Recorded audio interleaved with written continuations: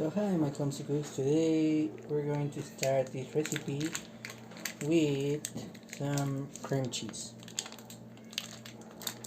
If I can get it unstuck. Yeah, failed. Yeah.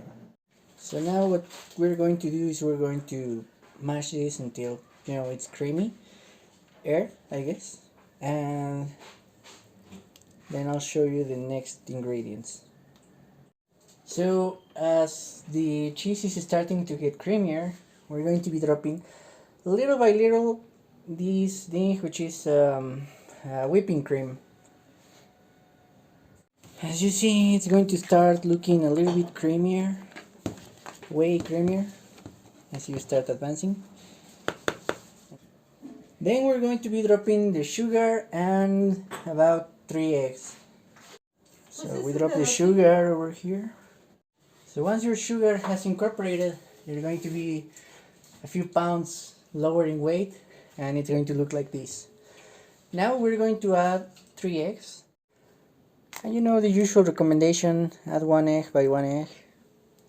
Make sure that the egg doesn't fall on your feet, and then, mix it. Then once we have incorporated one of the eggs, we can drop the second one, and so and so and so. Wow guys, look at this. This looks nice. I even want to take a bite out of this, but nope, not yet. Damn, okay, I forgot to add a pinch of salt. And we're also going to be adding a little bit of wheat flour. Just about 1 spoonful of wheat flour is what we're going to be using on this recipe. Now the fun part is about to start, and according to this recipe, if you do this to your wax paper, it's going to have the most typical traditional consistency.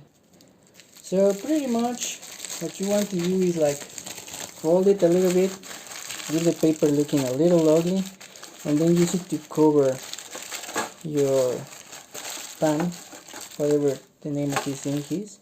And then we're obviously going to pour this into here.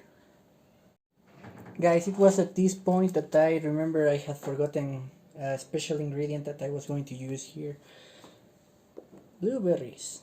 I'm going to just drop them everywhere. Like I have a bunch of them. Alright, this should do it. That's about 100 grams worth of blueberries. Yeah. So just wiggle them around, make sure that they are coated, that they are everywhere. And then keep dropping the mix in here. Okay guys, cool. This is ready for the oven. So let's take it over there. Okay, so it has deflated because it grew. And the recipe says that you're not supposed to eat it when it gets cool, but rather you have to put it on the fridge overnight. So this is the next day. I left it. You're supposed to only leave it for a few hours on the fridge, but I finished this like at 11 in the night or something, so I just left it overnight. So this is how it looks. It's supposed to be more gold on the upper part, but let's just say my oven doesn't heat from above, only from below. But let's see what we have here. Oh, I'm molding it maybe a little harder than I thought. So anyway, this is how it looks at the moment. Now of course we have to unwrap it because this still has some paper, and obviously we are not going to eat the paper. Okay, so without the paper, this is how it looks. A little bit broken, but then again, this is not supposed to be exactly a cake. And here goes the important part. So supposedly on the inside should be a little bit more liquid, although by staying the whole night in the fridge, I don't expect it to have quite the liquid inside. It, however, feels and looks very creamy. Nice. Nice. I believe it's not perfect, but it's quite amazing. Okay, so look at this. It's like slicing through butter.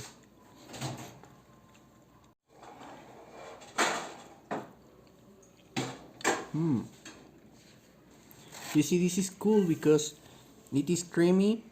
It has a consistency, so it's not like chewing through liquid. Obviously, it's it's not the same as a normal pie de queso, because in my opinion, pie de queso is usually a little bit more dry, and this one feels a little bit more creamy and insist. However, then again, like I mentioned, it does have a consistency, so it's not just like chewing through, I don't know, one of those candied milk thingies. I don't know if it's because, let me grab a piece that has a little bit more of blueberry, and let's see. Okay, so visually the blueberry helps this a lot because it's blue, but flavor wise, the blueberry does not help very much in this cheesecake. Like if you grab only the blueberry, it does have a lot of flavor, but if you grab the blueberry along with the cheesecake, it just, you know, tastes like nothing. Well, not like nothing, but you can only feel the cheesecake. Look, this is the brown crust below, and this was supposed to be the same color on top. So if you have an oven that heats above and below, try to use that one instead. Well, my clumsy cooks, that was it for today. Make this at home and let me know if you like it. Hope to see you next time. Bye.